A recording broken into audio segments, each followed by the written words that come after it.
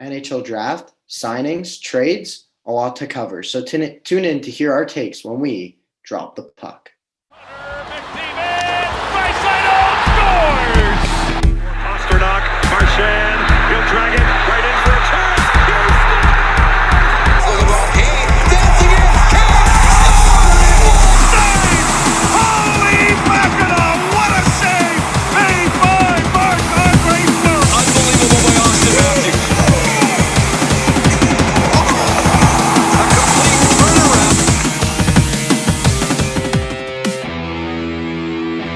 We're going to Boston, baby! Hello, everybody, and welcome back to another FHP podcast.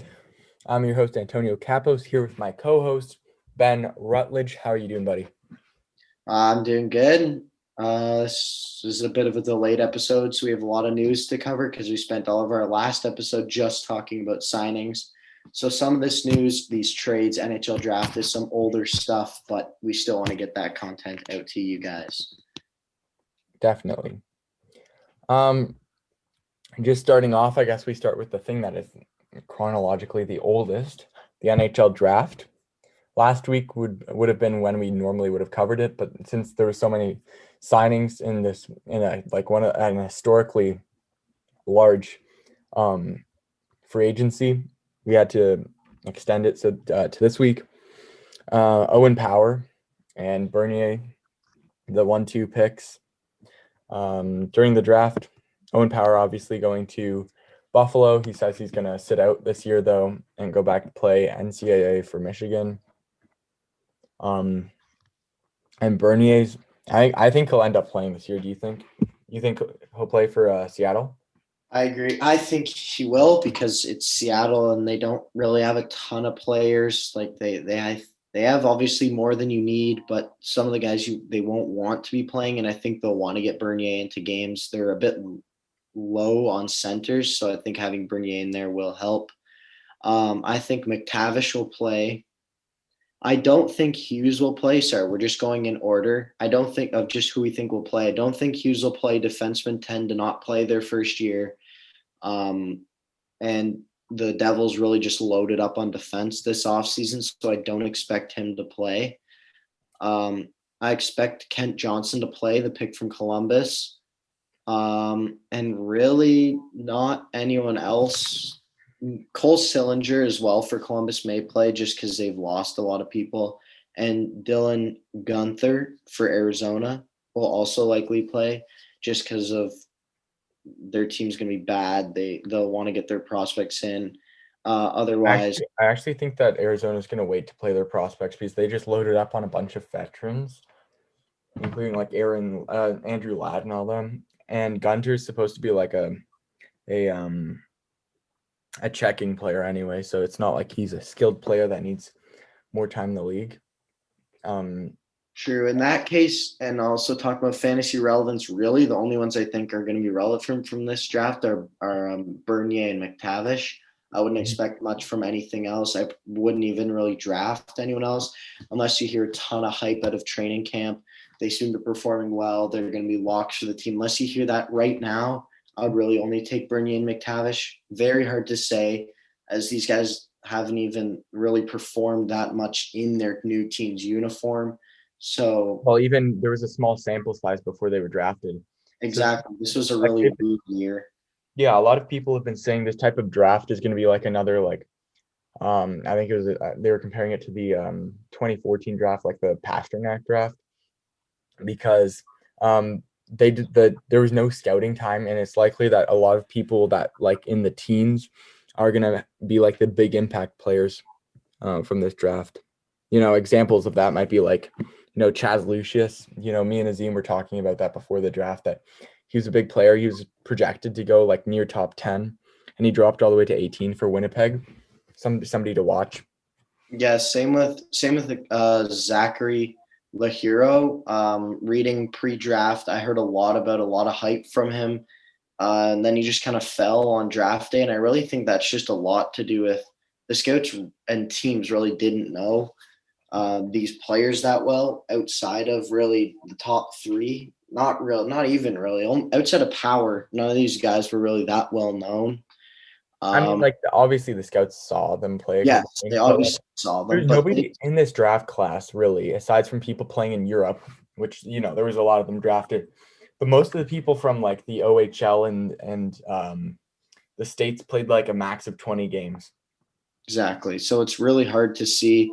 And so I think that this draft you could end up finding steals, but I would really, really wait to go out and target any of these guys until you really hear at a training camp. And for those of you doing Dynasty, I would also take that into account and wait on your rookie drafts. I would wait until really as late as possible, early September.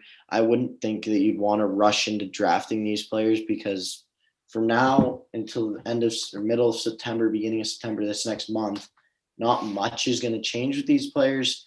And so if you wait, you just get a better understanding of who goes where. And so it'll make it easier for you guys. Right. And I just want to just a quick shout out. Another player just to watch. We were talking about her Lucius and Lahiro. Lee Sell was also projected to go like 12th, and he dropped at 21 to the Bruins. Obviously, I'm a Bruins fan, but he's there's a lot of scouts saying that he should go top 10. And he's a skilled type of player, which I think is why he dropped, because they didn't get a lot of looks at him, and he was skilled. They really only saw him play for Team Sweden in the World Juniors. But just another guy to watch out for. I'm likely going to aim for him in our Dynasty rookie draft, especially because I have a low pick. But besides the point, let's move on to just our overall off-season winners and losers. This is subject to change as it goes on, but as of the time of filming this, Friday night around 11 o'clock, this is our winners and losers. So the winners, we have New Jersey Devils, Los Angeles Kings, and Boston Bruins. So for the Devils, the key signings they had were Dougie Hamilton, 7 years, $9 million. Thomas Tatar, 2 years, 4.5. Traded for Ryan Graves and signed Jonathan Bernier. So as we mentioned before, the Devils really did load up on defense this year. They're like, if you break down their defense, they're going to have Dougie Hamilton, PK Subban, Ty Smith, Ryan Graves, and then the bottom six, I'm not 100% sure. Bottom pairing, sorry, I'm not 100% sure, but those are going to be their top four lock, and that's a pretty solid top four. Right. And I think it's important to note that like Bernier's value, like I think skyrockets on this team really, because Detroit's a bad team.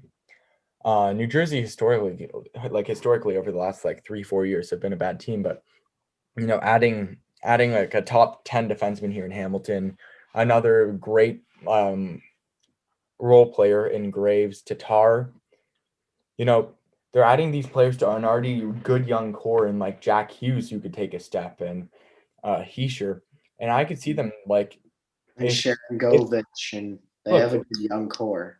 If Philly is bad again, I could see them finish third in the Metro. I agree. I think really like the Capitals will take a step back because their whole team's older. The Pittsburgh will take a step back because their whole team's older. Philadelphia should get better because they were expected to be really good and then weren't. So I expect them to get better. They added Ristolainen, who's like, it's a good addition. And Ryan Ellis on D. So they should be better. But can you really say the Islanders are going to be that much better? Could you even say the Rangers are going to be that much better? They subtracted Buchnevich, but the thing is, I feel like this division is a bunch of B teams. Like, there's no team that you're like, this team's going to win. This team's going to be the number one team. Like in Atlantic, you're pretty certain it's going to be Tampa. They've just been so dominant over the last 3 years. In the Oilers division, they're like, I think. No, there's Vegas, I believe. I mean, yeah, Vegas and Oilers are going to be close. And then the Avs obviously are likely going to win their division. Depending on what they can find to be their goalie. But yeah, this division is very up for grabs. There's like 6 teams that I could see any of them finishing in the playoffs, and I wouldn't be surprised. Very similar take. The LA Kings signed Philip Deneau, trade for Victor Arvidsson, extend Athanasiou, and sign Alex Edler. These are also just key moves. Like obviously these teams have signed 4 or 5 more players, but they aren't really relevant even to their NHL squad. But I think the Kings are in a very similar situation. They very much improved their top 6. They still have a good young core of prospects coming up.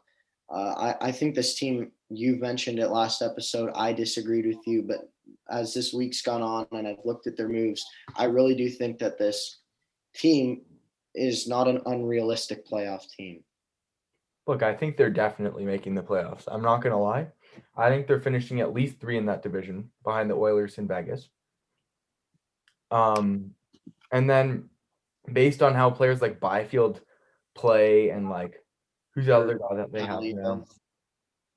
Turcotte and Kaliev and like they have all these great young talents, top prospects who are going to make an impact. They're surrounded by great vets in, Kopitar, who's a Selke finalist a couple of years back, Doughty, who has won the Norris in the past, these vets that have won the cup already. I could see this team making it like if they end up playing the Oilers in the first round, I could see them making it by them. But I don't see them getting by Vegas, obviously, because Vegas is. But let's break down their division here. So Vegas should win this, and the Oilers will likely be 2. The Sharks are going to be awful. Ducks will be awful. Coyotes will be awful. Those 3 teams will not be very good. The Flames should take a step back and won't be very good again. The only team that they really have to beat out in their division is the Canucks. And if you go and look at the Central, Avalanche will win it. Blues will probably be second in that division, followed by the Jets. Jets and Blues might switch. But then even for wild card, you're talking about Blackhawks, Wild, possibly Stars to beat out. And I could see them beat out the Blackhawks, Stars, maybe not Wild. But then it really comes down to Canucks, Blackhawks, Wild, Jets. Not Jets. Blackhawks, Wild, Stars, Canucks, Kings for 3 playoff spots. Can you say that they're going to be worse than any of those teams? A couple, but I think that they're a realistic playoff team. Yeah. And I think, the Canucks are going to take a step forward. They had a bad season last year. A lot of COVID. If you rolled in right now, they don't actually have Pettersson or Hughes, but they will obviously get extended. Mm-hmm. The final winner is the Boston Bruins. They do lose David Krejci and possibly Rask. That's still an unknown at this point. But they bring in Eric Holland, Nick Foligno, Linus Ullmark, Tomas Nosek, Derek Forbort, and extend Taylor Hall and Mike Riley. So I think they were really known as a one-line team.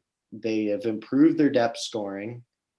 With Hall, it makes them just so much better. It was shown at the end of the last year. Their defense, as much as on the surface, it doesn't look like it's going to be that good. Cassidy and his system always seems to run a tight ship on D, so that shouldn't be a problem. It'll just really come down to goaltending for this team, I think. Yeah, and it's not even like they took a step back on D a lot. They lost Lauzon, which is a bit problematic, but they replaced him with Forbort, who's more of a seasoned vet. And I think defensively, he's more sound than Lauzon. In the playoffs, Lauzon didn't have that veteran, mindset, and he let up a couple goals that cost the Bruins in the Islanders series. This just coming from me as a Bruins fan. But however, I don't think that was too big of a loss in the right now for the Bruins. And yeah, I think they definitely come out winners. I agree. Now moving on to the losers, we have the Carolina Hurricanes, Colorado Avalanche, and Edmonton Oilers. Now the Oilers this is a hot debate. They're really either you think they did really well and they're big winners, or you think they did awful and are losers. We tended to go on the side of losers. If you break down all the major moves, they extended Barry for way too much. He's basically a forward. They extended Darnell Nurse for more than Cale Makar. Like they signed him for 9.25. Exactly. When Makar's making 9. They extended Nugent Hopkins for 8 years, very similar to Hyman, way too long. They trade for Duncan Keith, who in every metric is declining rapidly. And they trade for the GOAT himself, they signed the GOAT himself, Cody Ceci, who when he was on the Leafs was just awful defensively. And it's not even like they signed him on a $2 million or a $1 million. They signed him on a $4 million contract. Exactly. And Right now, making the same amount as Brandon Carlo. He's making more than Justin Hall. He's exactly like these. This guy's getting paid to be a top 4 defenseman when he should barely be your 6th. Exactly. Like if you also just look at just their D. So right now it's Darnell Nurse, Tyson Barrie, Duncan Keith, Cody Ceci, Chris Russell, Evan Bouchard in front of 38-year-old Mike Smith. I think he's 38. And drastically overpaid Mikko Koskinen. Like seriously, what could go right should be really the question. What possibly could you think will stop a goal out of? And it's not even like they have good defensive players. They let go of Adam Larson, who is arguably their best or second best defensive defenseman behind Nurse. And it's like they lose out on a good prospect young defenseman in Caleb Jones because he went the other way in the Duncan Keith trade. I just really don't like their defense this year. Who's going to be able to play defense? Barrie is like you said, a forward. Nurse, he's really two-way, but on the more offensive. Nurse is a good player. It's just the dollar amount is just way too much. He's making almost as much as Austin Matthews. Exactly. And Austin Matthews scored 41 goals in 51 games or something last season. That's just ridiculous that their contract should even be comparable. Look, I could go on for days about this Nurse contract. It's the worst contract in the NHL right now. Okay, that's there's Erik Karlsson. There's always Erik Karlsson to bank on. Right, but they're paying Nurse, who is a good first defenseman, but not good enough. He's not a top 10 defenseman by any metric. I'd say he's probably top 25. Yeah, no, he's top 25 easily. But yeah, it's just way too much, bottom line. Good thing Azim's not here. This would probably turn into a heated debate. We're definitely going to have this debate for the rest of the season, really, because Ken Holland is just an absolute fool. Anyway, Carolina Hurricanes, also losers. They lose Dougie Hamilton in free agency, Peter Mrazek in free agency. They trade away one of their depth penalty killers, in Warren Fogle, and in an absolute puzzling move, trade away Alex Nedeljkovic. And it was for nothing. It was a third. A third-round pick in Jonathan Bernier, who they then let go and he signs with the Devils. What are you doing? I don't understand that move at all. Steve Yzerman just literally stole your brain for a year. What are you? And the Red Wings are going to be good. They extended Bertuzzi as well. They have Vrana, who I think is equal to Mantha, and they somehow were able to get a first and a second too to go along with it. They have obviously Larkin. They have still a bunch of draft picks that they've made. They have another top 6 pick. On defense, we forget about them because they haven't exactly panned out, but they're still young. Cholowski and Ronick. Well, they lost Cholowski to Seattle, but right, but they still have Ronick, who was projected. Him and Cholowski were projected to be both top 4 defensemen. They also Ronick was still only 23. They also just added Nick Letty, who's a solid defenseman. I think that maybe end up being a trade away at the deadline.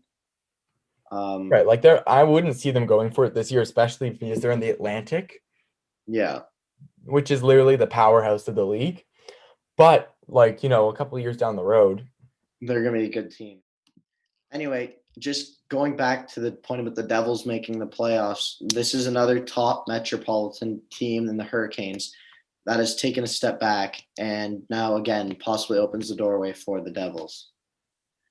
the final team that we will briefly cover because it's pretty simple. The Avalanche are a loser. They lose Graves, Grubauer, Saad, and Donskoy.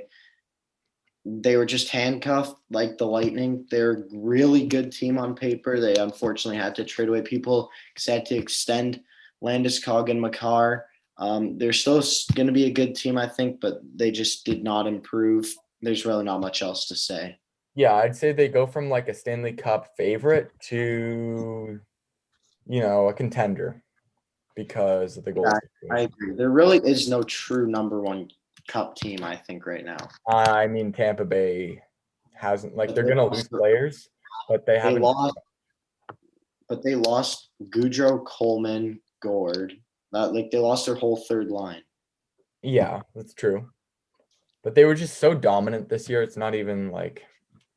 I know. It's still going to be. And they lost Tyler Johnson as well. Like, they're going to be worse.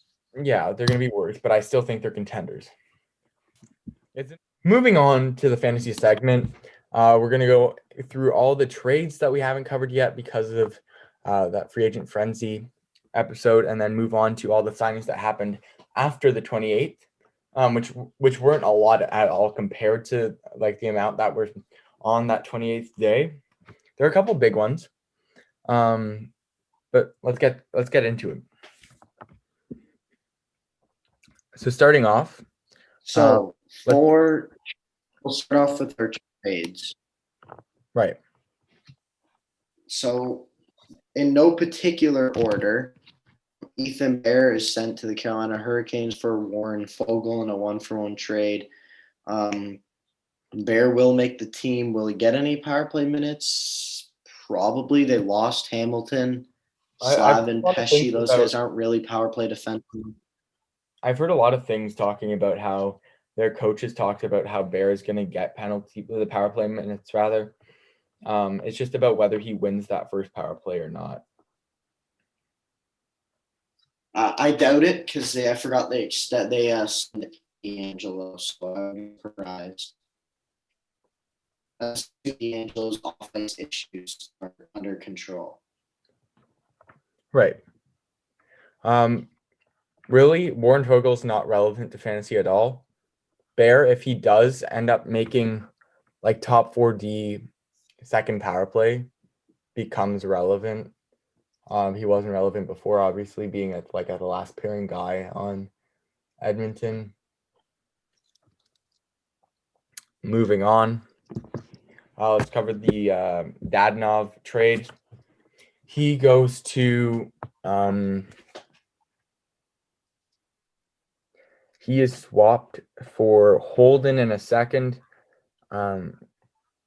sending him to Vegas. Honestly, I think this trade helps Dadnov because he was kind of stuck on that Senators team this year, I think. Is it Senators? I think you're glitching out, bro. Yeah, he was. Were you just letting me talk there? I already talked about the Ellis trade, by the way. We already talked about that three-way trade. Okay. Have you talked about the Risto one too? Yeah. And then, all right. Have you talked about Ardvis? Yes. Okay. Continue. All right, moving on to the Dadnov trade. Dadnov is sent to Vegas for Nick Holden in a second. Honestly, I think it improves Dadnov's value because he's likely going to be playing on a top 6 of a better team. Now, Holden, obviously, he's fantasy irrelevant. Let's be honest. He's a bottom pairing guy. Just basically cap space going the other way. He's a role player on an actual team. He's one of those guys that has value outside of fantasy, but he's not going to get you any points. It's not like he's a big blocks or hits guy. Like he has maybe the slightest value in a Bengals league, but he's not going in any draft unless you have like literally the whole world is injured. Moving on. And the next Will Butcher is traded to the Buffalo Sabres for future considerations. This was a cap dump to allow the Devils to bring in Hamilton, but I think that Butcher has sneaky fantasy value. Even though Buffalo will be awful, there's still, again, like we mentioned earlier about the Kraken, there still is a top line and a top power play. They'll likely have that top power play be top pairing defenseman, and I think he could hold some sneaky back value in your draft. Yeah, really, I think that is the case. I definitely agree. He'll be playing likely with Dahlin on that first pairing, and if Buffalo for some reason is able to hold on to Jack Eichel for another year, he'll be playing with that line. Mind you, I am purposely avoiding Eichel this year, because he's going to need surgery, and it's looking like they're going to have to replace a disc in his neck, which is like really serious. So you got to watch how that pans out. But yeah, like you said, there's always going to be that first power play that's going to give anybody fantasy relevance, especially in terms of defensemen, because there's so few that have that ability. Mm-hmm. Vanacek is sent back to Washington for a second-round pick. This just sets up the Vanacek-Samsonov duo that the Capitals wanted next year. It should be very 50-50 like it was before, and I expect Vanacek to hold very similar value. When he plays, he'll probably hold value, but it just will be the playing time that's in question. But I do think as like a third goalie option, he's someone smart that you can add and plug in and play when he is actually playing. Yeah, definitely. And he was that guy for me last year. It ended up with me finishing the finals in the league. You know, he was just a solid piece. He would get you, I think he got me a shutout once, which helped me win a league. But yeah, like you just got to watch really what version of Washington's playing in front of him this year. If they're a bad team, because they've aged poorly, I wouldn't pick him up. But if Ovechkin has somehow lost the aging gene like Tom Brady has, and they're still good, keep him. The next trade, Nick Letty is sent to the Detroit Red Wings, as we mentioned before, for second and Richard Panik. Letty probably won't hold too much value. He will in a Bangos league, but otherwise he's not too relevant. Moving to the Red Wings, he'll probably get more playing time and play with a few more skilled players because the Islanders weren't really too much about skill. But they're obviously he'll be first power play, which is valuable. No, I think Roenick will be. No, I think Letty will keep it because look, Roenick last year, like I'm high on him, but last year he wasn't all that great for them, really. And Letty's proven. So I think their power play is likely going to turn out to be like Vrana, Larkin, Letty. Who else? Bertuzzi, right? And possibly Heroes or they might go two defensemen. They might actually go probably Pius Sutter, the rookie from last year they signed from Chicago. Right. Now the next trade is Sam Reinhart is sent to the Florida Panthers for Devin Levi and a first. I think this is an amazing trade for the Panthers and Reinhart. As mentioned in our Instagram post, I expect if Reinhart is able to get that number one line with, he probably will, as he's a right winger. He'll play with Huberdeau and Barkov, should be number one power play with Ekblad. I think that this is amazing landing spot for him, and I think that this pushes him to possible top 50. That's just where I am on him. He was very successful last year on an awful Buffalo team. And I just think that now playing with people as good as Huberdeau and Barkov and being on that number one power play of, I think, which will be a very good team, he could be an elite fantasy player for you.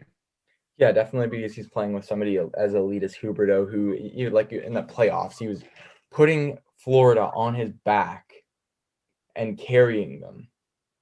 he is the whole reason that they literally went to 6 against Tampa. They went to 6 against the Cup winner. They pushed it to the same amount of like games as were in the Stanley Cup Finals. So yeah, I think it's the value of Reinhart, if he's on that first line, is going to be similar to that of Hyman last year.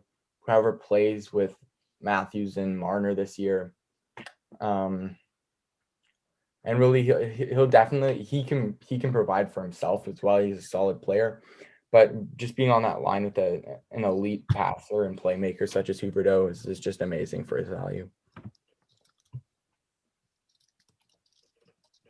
Moving on, we have Nate Schmidt to the Jets. This is an important trade for the Jets, especially considering their defense was very weak. I'm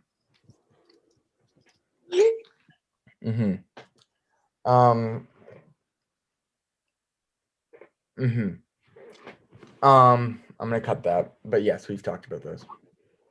You talked about all of them? Yeah. Did you watch our episodes, bro? No. Fuck you.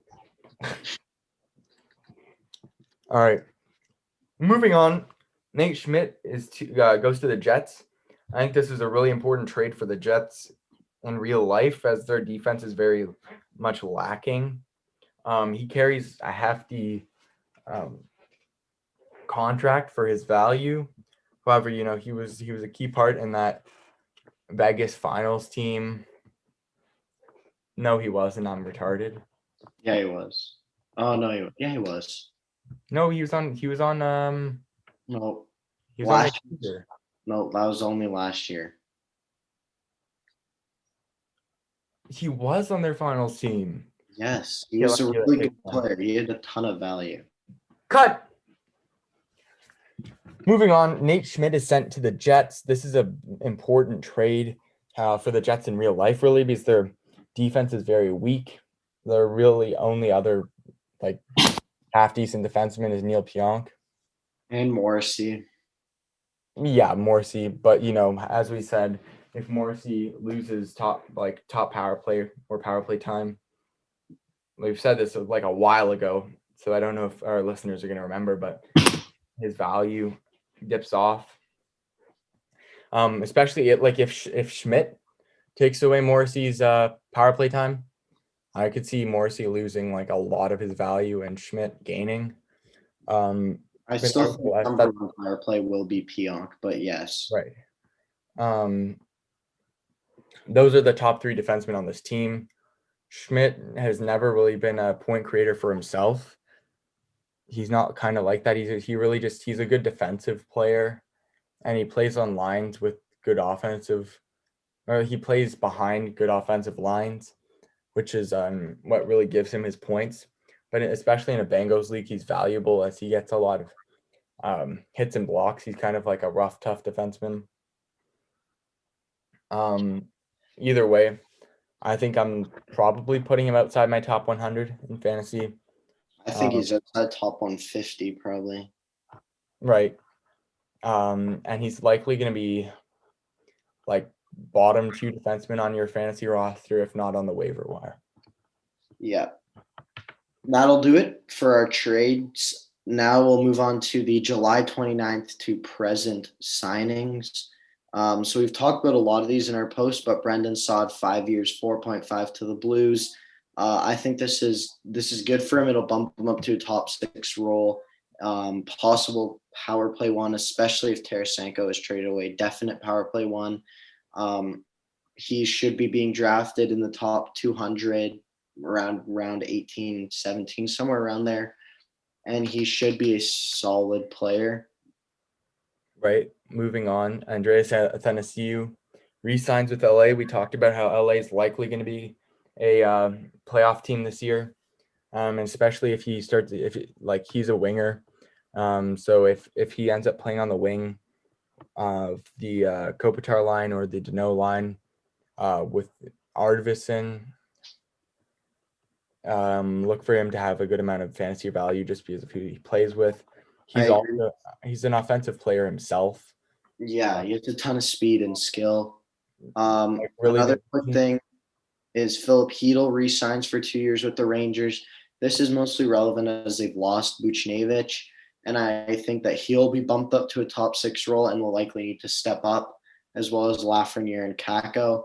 And so I think that Heathel is someone that you can watch, wouldn't necessarily draft, but would, or possibly take a flyer on him with your last pick type player, and he could hold some value. right. Moving on, Zach Werenski, science. I know I talked about. I really wanted to talk about this last episode, but he signs a 9.58 mil average contract for 6 years. Just like wow, this guy is like, aside from last year, he's been elite for fantasy. He's been like the top goal scoring defenseman since I can remember. But he's 24, still growing. He won't hold too much value really this year. He's definitely outside the top 100, but that's purely team based. Well, I differ. I beg to differ. Losing, it's actually kind of funny. Torts, he's going to be an analyst now, which I think is going to be hilarious. But moving him away from that team means that the team's actually going to be open to having skilled players play very well, like Werenski and Jones did before Torts was there. And they'll also we'll have Line getting points. He'll be back into goal scoring, I think, because they'll let him do his thing. We saw flashes of it last year, but that's really because Torts was kind of, I think he was him and Torts didn't work at all. I just remember there's one fantastic goal where Line went the whole way net to net and puts it in himself. And I'm just thinking, if Torts let him do that a little bit more, he's gonna get the goals like he's known to do. I think he's gonna go back to that. There was a season I think he had like 30 goals. So I could easily see him getting back there. But back to Werenski, he was an amazing offensive talent on defense a couple of years back, and I think he can definitely return to that with the different coach that's a bit more offensively inclined. Quickly, these are a bit out of order, but these are some quick re-signings that the player holds the same value. So, Tyler Bertuzzi is a minor increase in value, extends for 2 years. Jordan Kyrou extends 2 years, $2.8 million. He should see a bump in value despite all these signings. He should be their number 2 center. Possibly it'll be between him and Shen. But if Tarasenko leaves again, this should bump him to the top 6, so he's someone to watch. And finally, Victor Mete extends 1 year, $1.2 million. I think that this could be a great signing in Ottawa. He won't get top power play because of Shabbat, although they might choose to go 2 defensemen. But I think he's so highly skilled that he's someone you need to watch. And finally, we talked about this one, but Nurse extends 8 years, 9.2. His value stays the same. This contract isn't even for this year. And Adam Pelech re-signs 8 years, 5.7. Amazing contract for the Islanders. Lou Lamoriello does it again. Man, I wish he stayed one more year to sign Matthews and Marner. But he gets Pelech. Pelech doesn't hold too much value. Really more of a Bangos player. But just thought that those were a few to mention. Going back now we are now on the 30th. Andreas Kasha signs 1 year, 1.25 with the Toronto Maple Leafs. As a Leafs fan, I love this signing. The first thing I did as soon as I saw him sign, I instantly added him to my dynasty roster. I think that if he stays in the Leafs organization, he is an RFA, so the Leafs do have some control over him. I think he could be a great player. He's likely that Zach Hyman replacement. Won't play the same, but is a Zach Hyman level player. It will put up Zach Hyman level points if he can stay healthy. He has a ton of skill. I love this signing for the Leafs. I would bump him well inside the top 200 if he comes out on that top line. No, I personally think they're going to go for more of a bunting look and spread their offense. And really with Kasha, we differ here a little bit again. I'm not really I agree. If he comes out on that first line, he's going to have good value. But he's 25 already, and he was held out basically all year last year with concussion problems, and he has a history. He had problems already on Anaheim a couple of years ago. So I think, one head injury and he's kind of done. So you just got to watch for that because, I know I was crushed last year when, he was on the Bruins. I'm not trying to talk dirty about him right now, but I was crushed when I realized that our third line scoring is going to go down because, he had one injury and he was done for the year. I agree, but I still think that if you're picking him outside the top 20, which is likely where you would go, for the upside that he has, it's just way too great to pass up on. And I do think that they'll end up putting him on the top line because Bunting is more of he can score, but he also can play a bit more defense. And I know Dubas has mentioned multiple times he wants a true shutdown third line. So I would not be surprised if he rolls out a Mikheyev, Engvall. Bunting would probably call that the fourth line, and then some combination of Spezza, Simmons, Nick Robertson, or Joey Anderson, or David Kampf. But I think that Kasha will end up on the top line, in my opinion, and he will hold a ton of value. Next player, same team. I think it's good to time in right now. Nick Richie, he signs 2 years, 2.5. You talked about this with me personally earlier. I think if the Leafs organization can get him to skate, it's a good signing. I think he could actually be on the first line. He's naturally a left winger and Kasha's a right winger, so just something to watch for. But he had 15 power play goals last year for the Bruins, which was kind of just I was in seventh heaven as a Bruins fan. I was loving it.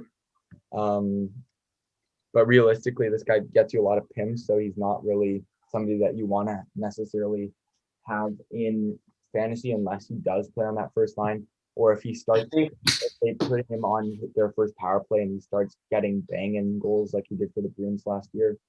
That's what I was going to say. With Hyman leaving, they open up a spot on the Matthews power play. I think they like the split look of Matthews Marner on one, Tavares and Leonard on the other. I think Richie will go on that first one with Matthews, and they'll bump Simmons down to the second one as a net front presence. And I think that Richie's entirely power play based. If he's putting up consistent power play points, he's a must-add, must-roster player. Otherwise, he does not hold too much value, especially with those penalty minutes that he will rack up. Yeah, I know I had him for a month last year when he had those. I think he had 8 goals in 3 weeks or something because he was just banging them in on the power play. But yeah, if you see there's going to be a fight between kind of new players to see who gets onto that first power play. But yeah, like you said, if he does end up there and you see him start getting goals, putting up points, I don't think he's going to get many assists unless they're secondary assists because he just doesn't really have hands.